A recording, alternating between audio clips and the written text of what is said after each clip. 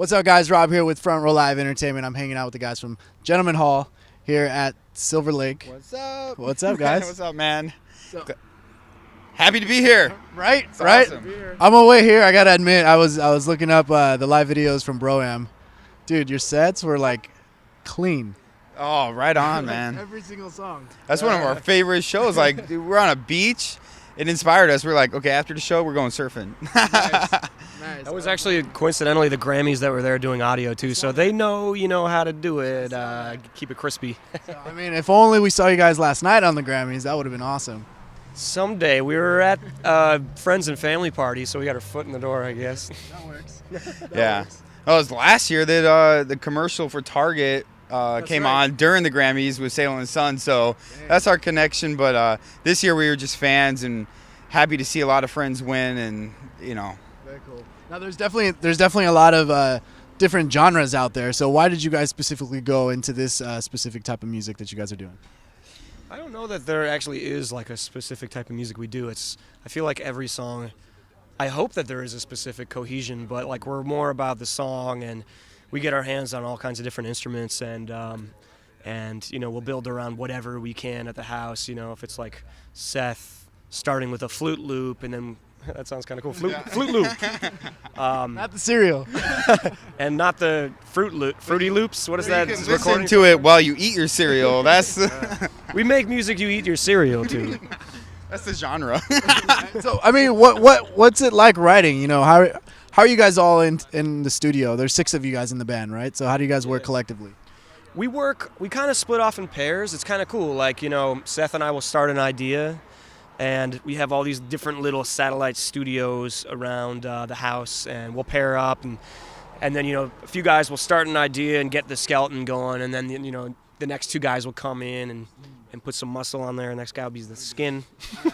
It's kind of like there's Skeletal system right here. It's crazy. It's like at one time there can be like 3 or 4 different little satellite studios all working on something. So I'll like get bored of whatever we're working on for some reason, and then I'll walk into another room and be like, whoa, this is hot. Like, Dan, what's going on in this? It's really interesting at our house, and I wonder if anybody else does it this way, but it's literally as soon as we get off the road and as soon as we get home, and we're writing all night.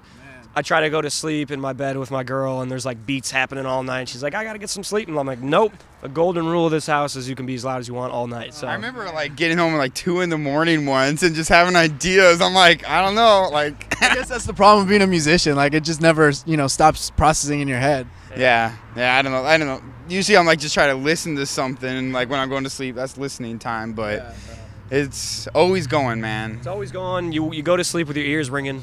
And you wake up with somebody making a beat, so it's a lot of fun, man. And like the goal for us is really to just try to get these songs out in nice cohesive packages. We're really excited about an EP we'll be dropping this year on Island Records, and it'll be a nice compilation of some of the stuff we've done with a producer in Cleveland, Michael Seifert, and some new stuff we're doing with a guy in Brooklyn, Alex Aldi, who's done a lot of stuff we look up to. So we're really excited to be working with him. Okay, and before you guys actually went to start, recording on your debut with Island, of course, you guys went on tour with Third Eye Blind. So that tour for you guys, coming out of the tour, how did that help you guys as musicians? Like, what did you guys, learn from it? Man, we learn so much, man. Anytime we're on the road, we learn a lot. But when touring with Third Eye Blind, there's just so much. I mean, you see how they, work with the crowd. And, I mean, Stephen Jenkins is literally there with his mic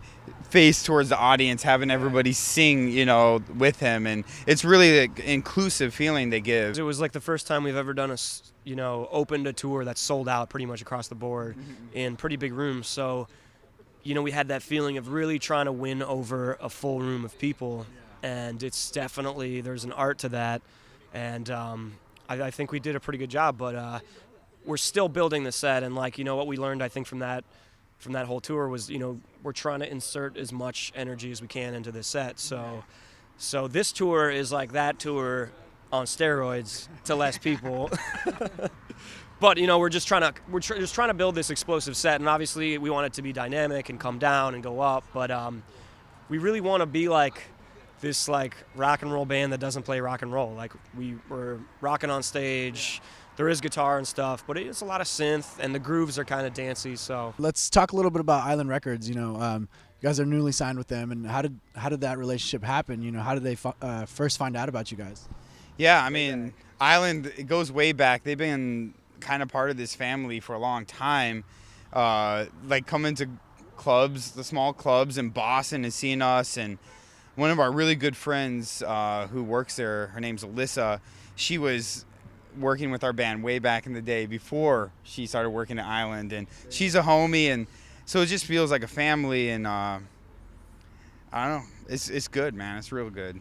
yeah, they're a cool label, and they, have a small roster that they put a lot of care into. So it seemed like a good fit, and everybody in the office is a fan, and they've stuck with us for a long time. They've had a lot of different A&Rs check us out, and it felt real. It didn't feel like, oh, sign us and, maybe we can make a quick buck. It felt more like, yeah, and it felt like they wanted to build something more than just a band that's living off of singles. They want to invest in a career. So, and they've got a lot of great acts, like that we look up to, like Jake Bugg and the Killers. Jake Bugg right now is killing it too. Like Oh, man. that's he's like a new artist, but it's like it seems like he's been here forever. I know. Yeah, he's an old soul for sure, man. Yeah, it's like fun to be part of that environment, just to have like a lot of great younger artists coming up and with the experience of Island Records, But man, it's a dream, man. We're just happy to be part of it and like get our music to more people, And you guys actually have been teasing your music video. Tell us a little bit about the video. What can you let the fans know?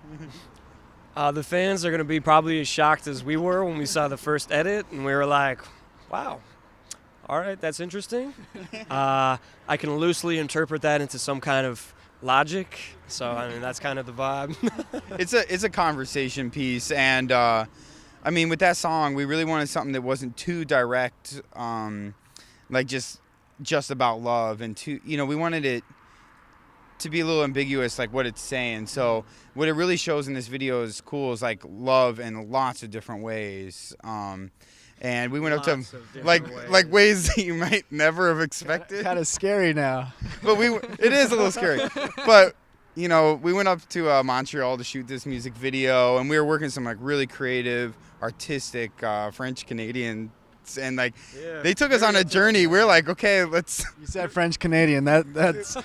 That's already a trigger point right there. Oh man, dude. There's like a scene in that video that we were like, are we comfortable with that? And it involves a girl in a pickle, and no, it doesn't go there. She's eating the pickle, but it's interesting. I can't wait for everybody to see. I just can't wait to read the YouTube comments is what it comes down to. All right, so here's a better question. What's the rating you guys would give your video? Wow.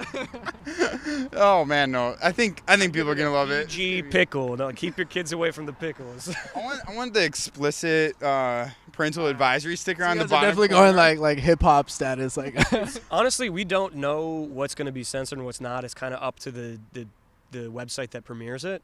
So there could be a lot of stuff blurred out, or they might go all out. I don't know. It's there might just not be a video. Yeah. maybe this video is a terrible idea. Can that video? No, but We'll get banned from YouTube. it's up to AV Club, which is pretty cool. Are you sure? Are you familiar with them? It's like a branch of the Onion or something. We're huge fans of the Onion, and they have a sense of humor, which is really what the video is. It's supposed to be humorous. And there's like some weird sexuality in there, and then there's just explore like what's it like to be a horse and be happy. I mean, it's kind of the chorus of the song is all our love is all we have. It's everything. So you sort of see all these different, some psychedelic, some like introspective ways that things can be happy. So it's a weird exploration, man. But we're just happy to pair up with some freaky French Canadians. Now, lastly.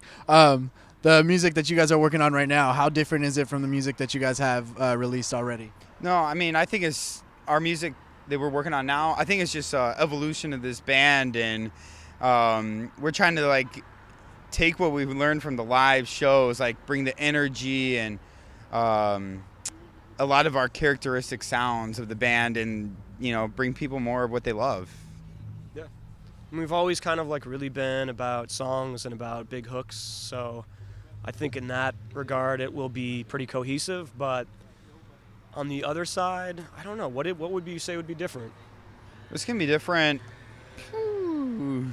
I would hope our songwriting is like getting progressively better. We're Yeah, definitely we're more focused on lyrics more than ever, and we're all pretty involved with lyrics. So it's kind of fun, like being in a room with a bunch of guys that are trying to write lyrics together, where it's like you hit a wall and then someone else suggests a cool lyric or concept, and you just keep building it together. So I'd say more lyrics would be more of a focus. Just we really love to write songs that can mean something to people, and it can mean something different to different people. But we like to the challenge is how to write like a song that really hits people like in their heart and makes them feel something. Last night you started your tour. Yep. Tell us a little bit about the tour, where you guys are going to be hitting, and let the fans know where they can get more information on that. Absolutely. We're touring right now with Basification, and we'll be going all the way up the West Coast to Portland, Seattle, San Francisco, and then we'll go inland to Boise and make our way back south, and we'll end up in San Diego. And you can find all the tour dates on gentlemanhall.com, and we're also really trying to let people know on Twitter and on Facebook. So, yeah. Cool. And describe to the fans, if they wanted to listen to your music, who would best describe your music? Like, what kind of artists would they? We're really influenced right now by Hype Machine. We listen to it all day, which doesn't really mean much because you can hear everything on there. But I don't know. We're really we get off on new music. We listen to new music as it comes out the day of. But some stuff. Blood Orange's new record we've been playing a lot. Not that we sound like that, but we're definitely influenced by that. What are some new artists downtown who we're playing with tonight? The band is really cool. Big fans. What are some new records of influence? Oh man, there's just so many, but we are greatly influenced by bands like Mike Snow, Passion Pit, MGMT's for sure. That's first record was we were on that like none other. And actually, and is it Time to Pretend that has the flute? What's the MGMT song with the flute? That was one of those moments where we're like, dude, because we have a live flute in our band, where it's like, man, everybody's sampling flutes. It's going to be so cool for us to have a live flute. And we listen to a lot of Flaming Lips, who sample flutes all the time. So it's been really fun to incorporate our influences. We're sampling flutes to use a live one. You guys are definitely going to make the flute the new guitar. So yeah, that's right. I'm going to smash the flute. No, just get ready. Don't miss that show. You got to do some tricks with it though. Yeah. Figure out some tricks. Yeah, I know, Ian Anderson flipping it up 20 feet in the air. No, I don't know. Well, thanks for hanging out with me, guys. It's a pleasure to meet you guys, and keep that music going. I really enjoyed it, and I look forward to seeing you guys live. You guys be sure to check them out, gentlemanhall.com, and don't forget to subscribe to frontrowliveent.com. See you guys soon. Thanks, guys.